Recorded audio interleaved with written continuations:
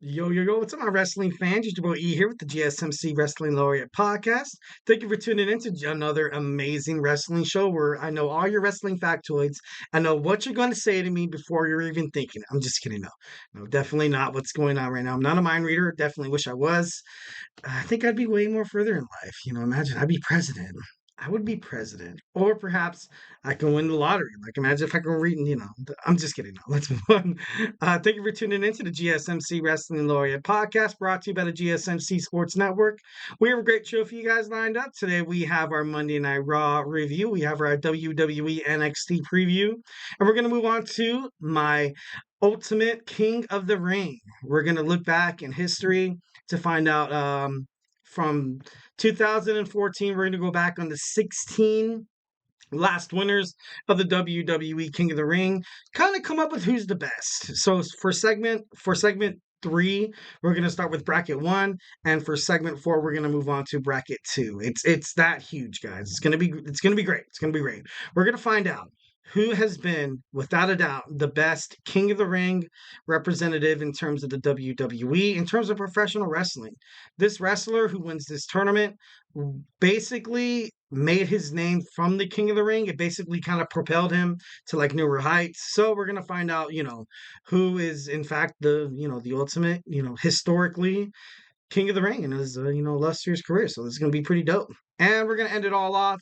Today's Tuesday. Tuesday we have our Tuesday night wrestling. The Tuesday night, you know, what is it? Oh my God! I'm gonna pop it up.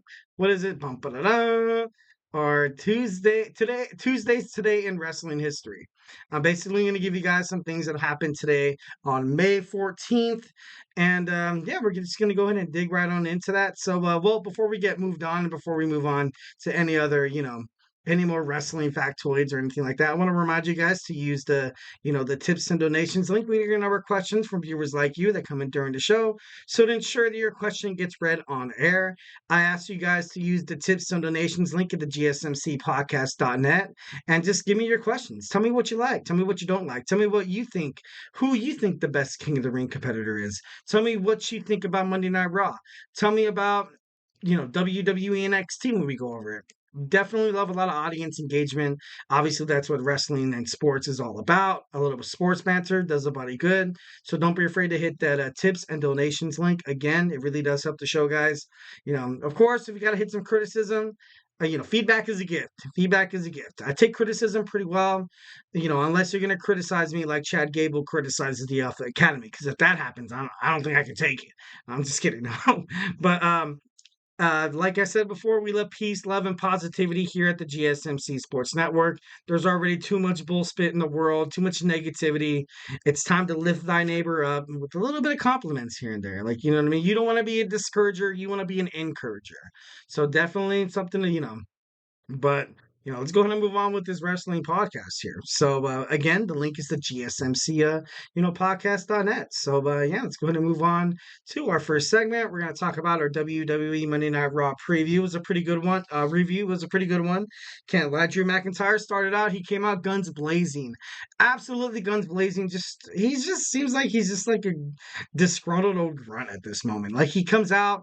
He's blaming CM Punk for a lot of his problems and stuff like that. Of course, that's all part of the promotion, and I get it.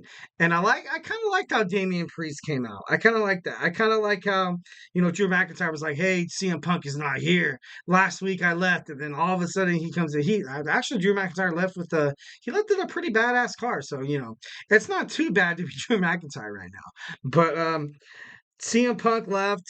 He wasn't here, and he said fans of CM Punk are just stupid, and it was just it was just silly.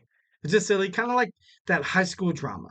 High school drama that just keeps building up and building up and building up. It's getting to the point where, yeah, like I know you're trying to build these guys up for a wrestling match, but sometimes I think it's too much. And I think that's the reason why Damien Priest came out and kind of asserted himself into the storyline, giving Drew McIntyre a shot at the WWE World Heavyweight Championship as soon as he's cleared by WWE medical staff. So that's absolutely something to look forward to. Damien Priest came out and I gotta be honest, he looked a little, at odds with himself. Obviously, he has things going on with the Judgment Day right now, and of course, he's going to want to focus on his main objective is to to stay the WWE World Heavyweight Champion. And then I kind of liked it how Drew McIntyre was like, "Hey, if you guys think this guy's a fake champion, say what?" And everyone was like, "What?" And he was like, "Ah." Like, I thought, yeah, that was funny. That was funny. But then after that, you could tell that it totally shook up Damien Priest. Totally, like it was kind of like that, that broke. I think Drew McIntyre broke Damien Priest. He broke Damien Priest broke character on WWE Raw live. So I thought that was pretty funny.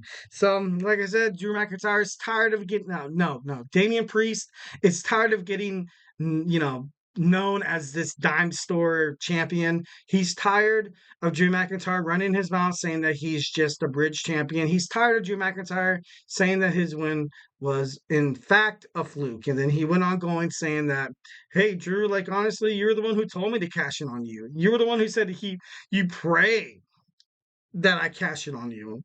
You pray that I don't cash in on Seth." And perhaps maybe Drew McIntyre got more than he could chew in terms of that point. So we have a match set in the future. We have Drew McIntyre against the WWE World Heavyweight Champion, Damien Priest. Should be pretty interesting. Those two guys are absolutely dominant. Those two guys are like heavyweights. It's going to be great. It's going to be great. Definitely one of the best matches. I don't know if it's going to happen in Saudi Arabia because they didn't really specify that. It might be like one of those like unspoken things, but in terms of the World Heavyweight Championship, I'm for it. I'm for it. I think it's going to be a good match. Definitely going to be a good match. Next, we have the Io Sky against Shayna Baszler in the match. Shayna Baszler came out immediately, started attacking Io Sky. I kind of felt bad for Sky at most, but I was like, the moment whenever, I don't know, it's just an unwritten rule in WWE that whoever gets attacked before the bell rings, 9 times out of 10, or maybe 8 times out of 10, they end up winning the match. So we kind of foreshadowed the moment that happened. I was like, okay, so Io Sky's winning this match. And lo and behold, Io Sky, she was able to win the match. So yeah. Next, we have more about Alpha Academy. Chad Gable was just absolutely he was just savage, absolutely savage toward the Alpha Academy. Otis, Akira Tozawa, and poor Maxine Dupree, who recently failed, against Shayna Baszler, who ended up getting eliminated tonight from Io Sky. But it was just so sad. It was just so sad. I don't know. It was pretty crazy. You're gonna see that implode pretty quickly, and moves on further than what happened that one night. So stay tuned. Next we have Lillian Garcia. Lillian Garcia came out, made her return back to the WWE. A lot of people I've seen a lot of things on Twitter/X, Instagram, Facebook that Lillian Garcia is coming back. Yeah, maybe she'll come back and announce here and there. But right now you kind of have Samantha Irving kind of she's great. She's really great. She's definitely one of the best WWE announcers of all time. I saw a post on Instagram that was like, she's way better than Howard Finkel. And I was like, no, that's not true. I don't think that's true. Not yet, at least. And there was that announcer from SmackDown for the longest time. I don't know his name. I'm going to look it up. I'm going to tell you guys, and we'll talk about it. But Samantha Irving, she's doing great. There's really no need for Lillian Garcia to come back. It's kind of more or less like that, like kind of like a nostalgia feeling. It's kind of nostalgia feeling, honestly, like growing up during the Attitude Era, the ruthless aggression era. I saw a lot of Lillian Garcia. Definitely, I honestly think that she's, definitely would have been, wrestling fans' secret crush back in the day. I'm just kidding. No, no. No, she looks good though for her age. Absolutely love seeing her back in the WWE. That's where she belongs. But I don't think it's full time. I don't think it's full time. You're going to see Samantha Irving. Samantha Irving has way too much of a credibility right now. Her fan stocks are super high because she's phenomenal at her job. She does really, really well. Like she's able to call the match with her voice before the match even starts, introducing the guys. Like the more intense the match is, you can tell by her voice. It's just going to be something awesome, a spectacle, something to look forward to, something to tune into when she announces. So definitely, definitely love, Samantha Irving there. She announced Gunther, the ring general, against Kofi Kingston. Ultimately, this was a great match, kind of like the Xavier Woods match against Gunther, but ultimately Gunther comes out victorious. I feel like Gunther is a huge, huge, huge favorite going into this WWE King of the Ring like semifinals and the finals. So I love Gunther. I think he's a great champion. I think he's a great competitor. He held the Intercontinental Championship for, and I forbid I say this, 666 days, 666. I love Gunther. Ludwig Kaiser, I was kind of happy that he didn't really pay too much dividends inside the ring. This was a clean match, uh, you know, to an extent, of course, you know what I mean, like that it's WWE, but it was a clean match. It was a good match between Kofi trying to avenge his friend Xavier Woods and Gunther, and didn't really come up to par. Next, we have Liv Morgan and Lyra Valkyria in the backstage, and then it just got nasty. Where Liv called Lyra kind of the B word, and then Becky was behind her, and then she was like, maybe if Becky wasn't such a B word, like this would, and then she got punched. She got laid out by the WWE World Women's Champion, Becky Lynch. Liv Morgan right now, I feel like I'm not a hater for Liv. I really honestly don't hate Liv. Eric Rodriguez from the Wrestling Laureate Podcast, presented by the GSMC Sports Network. I don't hate Liv Morgan. I honestly don't.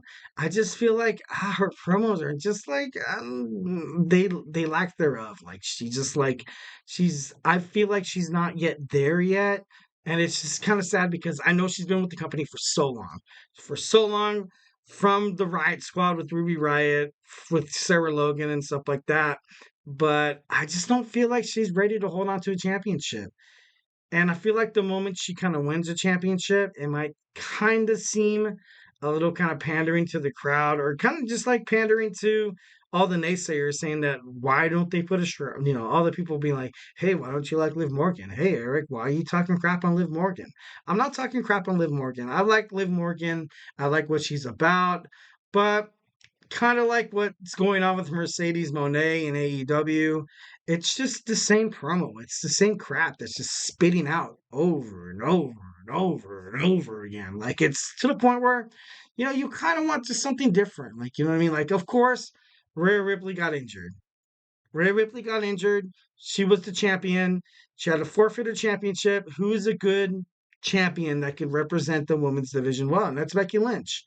I feel like if they wanted to give it to Liv Morgan, they would have let Liv Morgan win that battle royal for the WWE World Heavyweight Championship. The fact that she didn't win it just seems that there's still kind of skepticism. There's still kind of maybe some naysayers behind the locker room or behind the scenes, or in WWE creative, that just feel like, you know what? I don't think she's ready yet. And to be honest, I completely agree with it. It's not bad.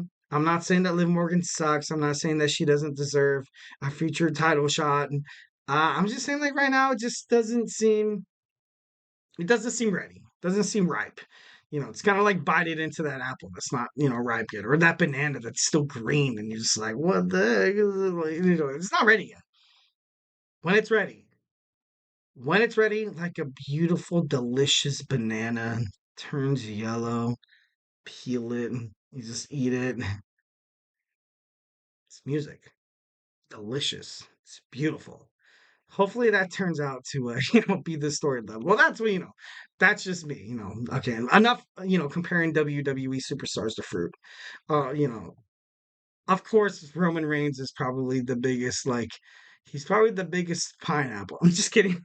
Just kidding. No, moving on. Moving on. Moving on. So next we have Kofi was, after the match, he was confronted by Karrion Kross. Kind of makes me a little, kind of a little edgy. I really honestly don't hope that they're trying to like. Karrion Kross is known for kind of being that, kind of like that dark, that Final Testament kind of guy.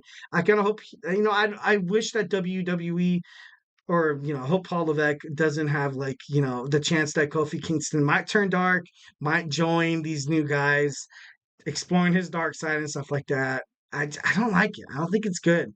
Why they showed him backstage, it's going to be revealed pretty soon. Of course, next week. But ultimately, I really wouldn't want to see Kofi Kingston in any other role besides the New Day. They've been around for such a long time, and Big E just basically said that I don't think he's ever going to be cleared to wrestle again. So now you just have Woods and Kofi Kingston. Like, so why even try to break them up? Let's keep it them. Let's keep the New Day. Keep them in the tag team division. No breaking up tag teams in hopes that one of them's gonna be a good singles wrestler. And they're like, dude, that's not true. That's not true. Honestly, I feel like the more they're together, the better they are. And that's just, that's just science. That's just history. Look back in WWE history. The New Day, tag team champions, I believe seven times. Don't quote me on this, seven times tops or more. Then that let alone is impressive. So pretty awesome. Next, we have Bronson Reed defeating Akira Tozawa. Chad Gable wasn't happy. Ultimately, I feel like he's this close of kicking Akira Tozawa out of the Alpha Academy. It's only going to be a matter of days. Next, we saw Zoe Stark against Lyra Valkyrie. Lyra Valkyrie ultimately picked up the win, the new hot star from WWE NXT Women's Division. I like that she won this match. But then again, now this just makes me wonder what they're going to do with Zoe Stark. You have Zoe and you have Shayna Baszler both lose in the quarterfinals in the Queen of the Ring tournament on Raw. So maybe perhaps they kind of strive toward the WWE World Tag Team, Women's Championship. Honestly, I'm kind of pondering on, which women's team could even just hold a candle, could even push these competitors like Bianca Belair and Jade Cargill to the limit. And honestly, I feel like Shayna Baszler's definitely one, and Zoe Stark, she's good. She's good. She was obviously mentored by Trish Stratus. They kind of had like a little, stint where Zoe Stark was kind of like Trish Stratus's like protege.